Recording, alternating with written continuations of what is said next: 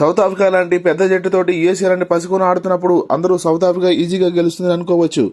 Match అనంతరం south Africa captain Markram మాట్లాడుతూ USA batters కొన్ని ఓవర్ల పాటు మమ్మల్ని భయపెట్టారు. రబడా వేసిన 19వ ఓవర్ యూఎస్ఏ పోరాటాన్ని ఆపగలిగిందని అన్నాడు.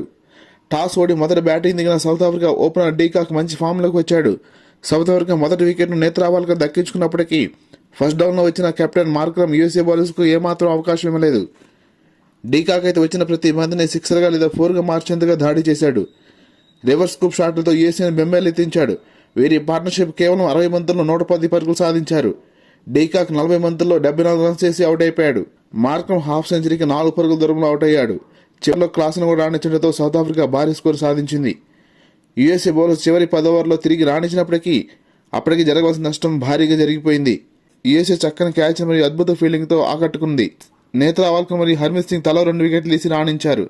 195 పరుగుల భారీ లక్ష్యంతో బరిలోకి దిగిన యూఎస్ఏ ధాటిగా ఆరంభించినప్పటికీ పేలవ షాట్లతో 76 రన్స్కి 5 వికెట్లు కోల్పోయి దయనీయ స్థితికి చేరింది. కానీ మేము పోరాటానికి ఏమాత్రం వెనకంజ వేయమని యూఎస్ఏ మరొకసారి రుజువు చేసింది. ఓపెనర్ ఆండ్రీస్ గౌస్ మరియు లోయర్ ఆర్డర్లో వచ్చిన హర్మిత్ సింగ్ ఎడాపెడా ఫోర్స్ మరియు సిక్సర్లతో విరుచుకుపడ్డారు. యూఎస్ఏ విజయం గురించి ఎవరూ ఊహించిన వేళ వారి బ్యాటింగ్ చూసి యూఎస్ఏ సౌత్ ఆఫ్రికాకు షాక్ ఇవ్వగలదేమో అని అందరూ ఎదురు చూశారు. కానీ ఎక్స్పీరియన్స్ బౌలర్ రబడా వేసిన 19వ ఓవర్ మ్యాచ్ స్వరూపాన్ని మార్చివేసింది.